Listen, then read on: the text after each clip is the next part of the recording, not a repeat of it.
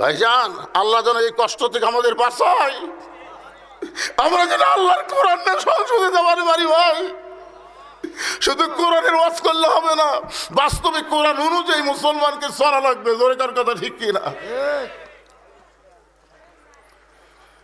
একটু মনোযোগ দিয়ে শোনেন। বড় কষ্ট নিয়ে সূরা মুলকের দুটো আয়াত আমি তেলাওয়াত করে তাফসীর করতেছি, কারণ 12ই ফেব্রুয়ারি কিছু একটা হবে। জোরেকার কথা ঠিক কিনা? এইটাকে সামনে নিয়ে এই কথাবার্তা বলতেছি। সবাই একটু কষ্ট হলেও মনোযোগ দিয়ে শুনবেন। ওমর ফারুক বললেন, রাখাল, ভিতরে বেশি দামি, তুমি কম দামি। এই কথা তোমারে কে বুঝাইলো?